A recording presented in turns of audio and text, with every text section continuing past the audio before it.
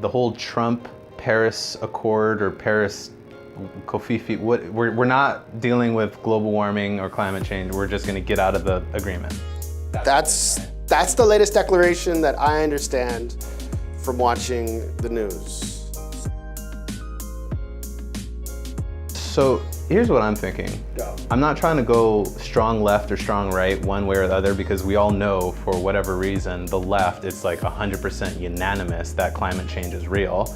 And on the right, I'm just gonna guesstimate maybe there's a very vocal 20 to 35% of people who just outright deny it. And they think, oh, well, there's cycles and it's maybe a little hotter now, but throughout time, you can't really predict weather, blah, blah, blah. And then I think there's people who really do believe either way it's a good idea to make sure that we don't ruin the planet and alter the weather, because it's man-caused. So among those two different things, I mean, can't we just decide on an individual level that our own carbon footprint should be as little as possible? Do we really need a Paris Accord to make us do it when we should kind of every day be striving to do that? Well, it's great for you to decide to do everything on your own every day is fine. Yeah. But your daily carbon footprint, and granted, I haven't been a scientist for a while. Okay. Have you played one on television? I did take very serious science classes when I was in 6th grade. I was in 6th grade. I won the science fair in 6th grade. Hey, I won the science fair in 8th. So I was 2 years better than you. Well, you were more of a prodigy. I appreciate you saying that. I appreciate you saying that. No, you came back. You came back. After I gave up science. Okay.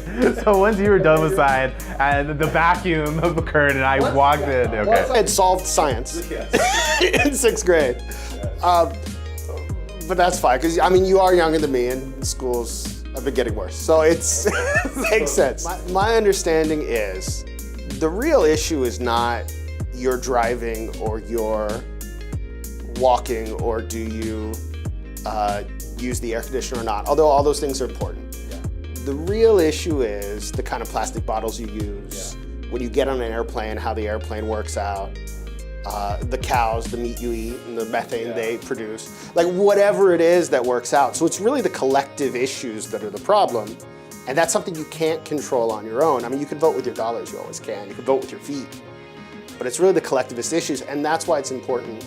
The Paris Accords. My understanding also is a big part of the Paris Accords is what we do is we help less developed nations or nations that are emerging.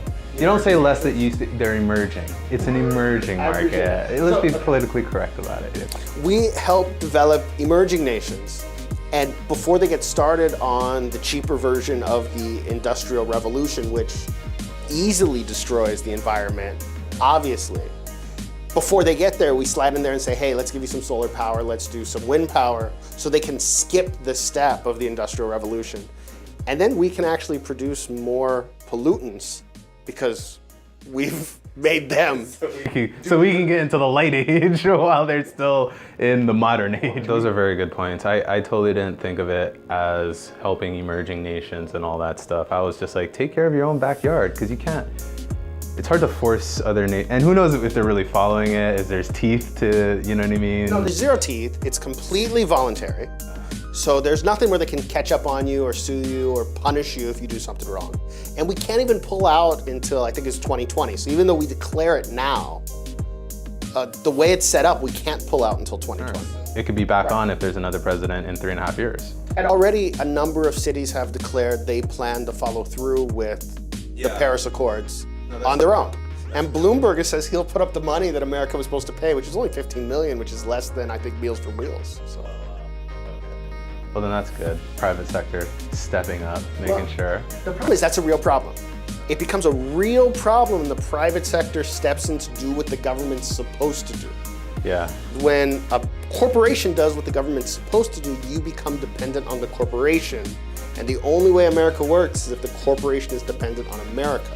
And for the last however many years, we've sort of gone the wrong direction with that. Dude, it used to be, the smartest people in the country would go off to NASA and put a man on the moon.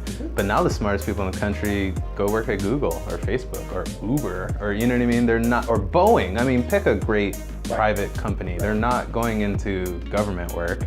They're not becoming scientists and then figuring out, the new version of penicillin or the next whatever and then giving away for free. Now it's pharmaceutical companies and they're selling it to us. No, exactly. I mean, I'd be very surprised if the next version of, the Salk vaccine, for example, the polio vaccine, is given away for free or is at such a discount because it's done through national research land-grant institutions. I just don't be very surprised if that happens. That sucks how things have been either put sideways or actually just flipped upside down, right? When it comes to the public-private sort of balance. I mean, it depends on who you vote for and it's the country you want to live in. I mean, that's what we've chosen to do, so if we don't like it, all we have to do is fix it. Oh, that's it? That's all we have to do. All you have to do is fix it.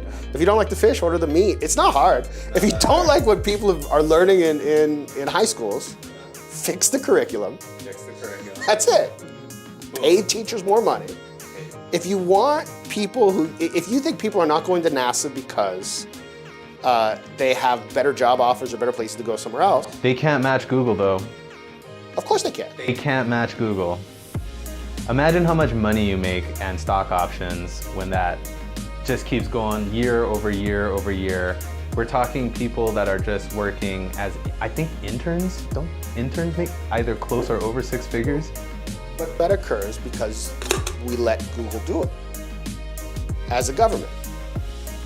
Government provides the infrastructure and the basis and the tax system and the social safety net for people. Yes. Google succeeds because they succeed in the playing field that exists.